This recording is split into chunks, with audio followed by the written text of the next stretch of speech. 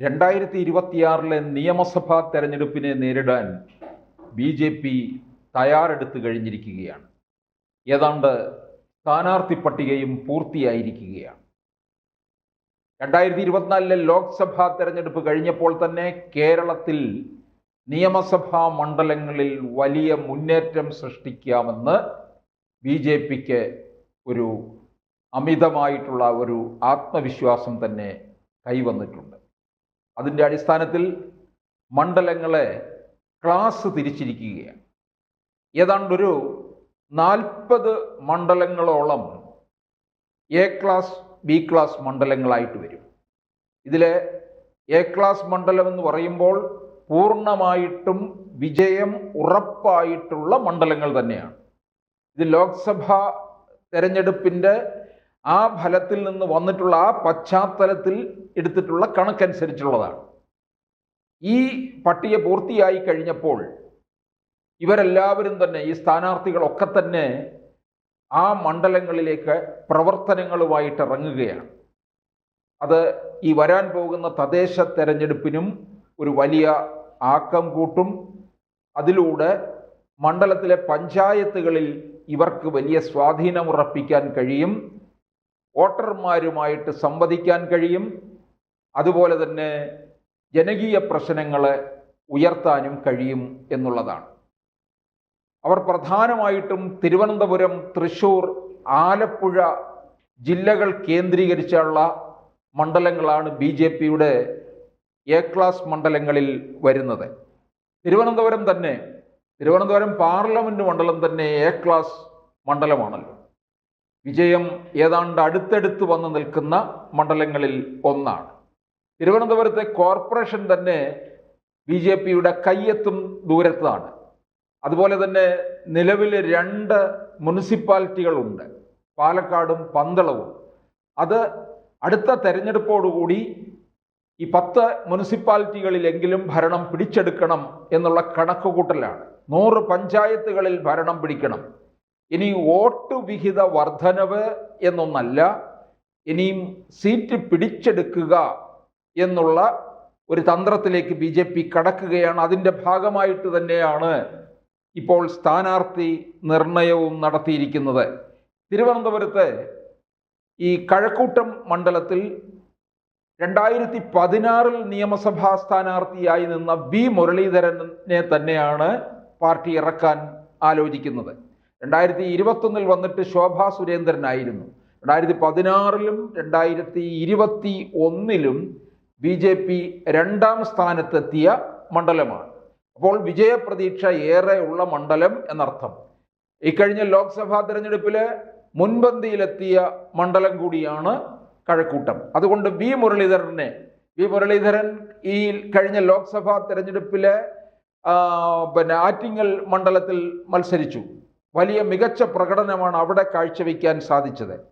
അപ്പോൾ കഴക്കൂട്ടം മണ്ഡലത്തിൽ V മുരളീധരനും തിരുവനന്തപുരത്തിൻ്റെ ഹൃദയഭാഗമായ വട്ടിയൂർക്കാവ് നിയോജക മണ്ഡലത്തിൽ ഇപ്പോൾ പല പേരുകൾ പറയുന്നുണ്ട്. അതിൽ കൃത്യമായ ഒരു സ്ഥാനാർത്ഥി ആണ് ഇനി നമുക്ക് കിട്ടാനുള്ളത്.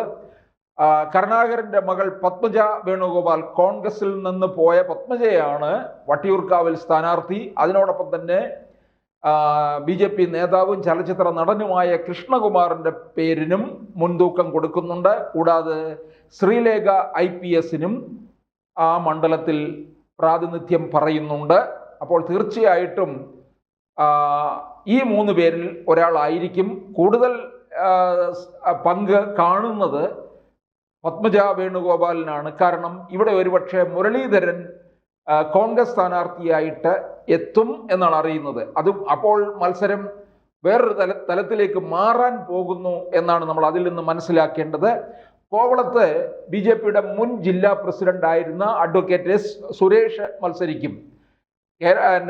തിരുവനന്തപുരം പാർലമെന്റ് മണ്ഡലത്തിൽ ഈ കോവളം, പാറശാല, നെയ്യാറ്റിൻകര എന്നീ 3 നിയോജക മണ്ഡലങ്ങളിൽ നിന്നാണ് കോൺഗ്രസിന് അല്പം വോട്ട് കിട്ടിയിട്ടുള്ളത്. അപ്പോൾ ഒരു 15,000 വോട്ടിനാണല്ലോ ശശി തരൂർ വിജയിച്ചത്.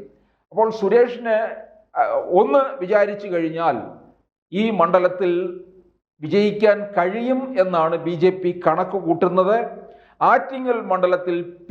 സുധീർ മത്സരിക്കും എന്നാണ് അറിയുന്നത്. കായംകുളത്ത് ശോഭാ സുരേന്ദ്രന് ആലപ്പുഴ പാർലമെന്റ് മണ്ഡലത്തിൽ മത്സരിച്ച് 2,99,000 വോട്ട് നേടാൻ കഴിഞ്ഞു എന്നുള്ളതാണ്. ഇതിൽ പല നിയമസഭാ മണ്ഡലങ്ങളിലും ശോഭാ സുരേന്ദ്രന് മുമ്പിലെത്താൻ കഴിഞ്ഞു. അതിലൊന്നാണ് കായംകുളം മണ്ഡലത്തിലെ വനിതാ സ്ഥാനാർത്ഥികളായിരിക്കും എതിരിടാൻ പോകുന്നത്. കോൺഗ്രസിൽ നിന്ന് അരിത ബാബുവും CPM-ലെ പ്രതിഭാകരിയാണ് കഴിഞ്ഞ 2 തവണയായിട്ട് വിജയിച്ചുകൊണ്ടിരിക്കുന്നത്. പ്രതിഭാകരിക്ക് ഇനിയും മത്സര സാധ്യത ഉണ്ടാകില്ല. പക്ഷേ CPM-ൽ നിന്ന് ഒരു വനിത തന്നെയായിരിക്കും. അപ്പോൾ അതിശക്തമായ പോരാട്ടം നടക്കാൻ പോകുന്ന, അതും വനിതകളുടെ പോരാട്ടം നടക്കാൻ പോകുന്ന മണ്ഡലമായി ആലപ്പുഴ ജില്ലയിലെ കായംകുളം മാറും. അവിടെ ശോഭാ സുരേന്ദ്രന് ഒരു പ്രയാസവും കൂടാതെ വിജയിച്ച് കയറി വരാവുന്ന ഒരു നിയമസഭാ മണ്ഡലം ആയിരിക്കും കായംകുളം. പ്രത്യേകിച്ച് CPM-ൽ അവിടെ വലിയ വിഭാഗീയത രൂക്ഷമായി നിൽക്കുകയും ചെയ്യുന്നുണ്ട്. ഇത് വേണ്ട തരത്തിൽ മുതലെടുക്കാൻ കഴിയും എന്നാണ് ശോഭാ സുരേന്ദ്രനുള്ള വിശ്വാസം. തിരുവനന്തപുരത്തെ നേമം മണ്ഡലത്തിൽ BJP-യുടെ ആദ്യ അക്കൗണ്ട് തുറന്ന മണ്ഡലമായ നേമത്ത് BJP-യുടെ സംസ്ഥാന അധ്യക്ഷൻ മുൻ കേന്ദ്ര സഹമന്ത്രിയുമായിരുന്ന രാജീവ് ചന്ദ്രശേഖർ മത്സരത്തിന് ഇറങ്ങുമ്പോൾ ചിത്രം വേറൊരു തരത്തിലേക്ക് മാറാൻ പോവുകയാണ്. BJP-ക്ക് ഈ നഗരസഭാ വാർഡുകൾ കൂടുതലുള്ള ഒരു നിയമസഭാ മണ്ഡലമാണ്. കൂടാതെ RSSന്റെ ഒരു ശക്തി കേന്ദ്രം കൂടിയാണ് നേമം നിയമസഭാ മണ്ഡലം. ഇതെല്ലാം അനുകൂല ഘടകമായി കാണുകയും ചെയ്യുന്നുണ്ട്. തൃശ്ശൂർ മണ്ഡലത്തിൽ BJP-ക്ക് ഏറെ പ്രതീക്ഷയുള്ള മണ്ഡലമാണ്. സുരേഷ് ഗോപി 76,000 വോട്ടിൻ്റെ ഭൂരിപക്ഷത്തിൽ ജയിച്ച പാർലമെന്റ് മണ്ഡലം നഗരസഭ തന്നെ കീഴടക്കാനായിട്ട് നിൽക്കുന്ന ഈ അവസരത്തിൽ തൃശ്ശൂർ നിയമസഭാ മണ്ഡലത്തിൽ നിന്ന് MT രമേശ് മത്സരിക്കും എന്നാണ് പാർട്ടി തീർച്ചപ്പെടുത്തിയിട്ടുള്ളത്. കൂടാതെ തിരുവല്ലയിൽ നിന്ന് അനൂപ് ആന്റണി, BJP-യിലെ മറ്റൊരു ക്രൈസ്തവ മുഖമാണ് അനൂപ് ആന്റണിയുടെ മത്സരം വരുമ്പോൾ അവിടെ ചിത്രം വേറൊരു തരത്തിലേക്ക് മാറും. കാരണം അവിടെ മാത്യു ടി തോമസ് ആണ് LDFന്റെ ഇപ്പോഴത്തെ ജനതാദൾ MLA. അപ്പോൾ തീർച്ചയായിട്ടും അതിശക്തമായ മത്സരം നടക്കുന്ന ഇടങ്ങളിലെ ഒരു പട്ടികയാണ് ഇപ്പോൾ പുറത്തു വന്നിരിക്കുന്നത്. കോന്നിയിൽ നിന്ന് K. സുരേന്ദ്രനായിരിക്കും മത്സരിക്കുക. പാർട്ടിയുടെ മുൻ സംസ്ഥാന അധ്യക്ഷനായിരുന്നു അദ്ദേഹം. മഞ്ചേശ്വരത്തും വളരെ തുച്ഛമായ വോട്ടുകൾക്കാണ് പരാജയപ്പെട്ടിട്ടുള്ളത്. അപ്പോൾ പ്രഗത്ഭരുടെ ഒരു നിര തന്നെയാണ് ഇപ്പോൾ ആദ്യ പട്ടികയിൽ പുറത്തു വന്നിട്ടുള്ളത്. അതും അതിശക്തമായിട്ടുള്ള ത്രികോണ മത്സരം നടക്കുന്ന മണ്ഡലങ്ങൾ കൂടാതെ BJP-ക്ക് വിജയം ഉറപ്പിക്കാവുന്ന മണ്ഡലങ്ങളിലെയും സ്ഥാനാർത്ഥി പട്ടികയാണിത്. കൂടുതൽ വാർത്തകളും വിശേഷങ്ങളും നിങ്ങളിലേക്ക് എത്താൻ ABC മലയാളം സബ്സ്ക്രൈബ് ചെയ്യുക, ബെൽ ബട്ടണും അമർത്തുക.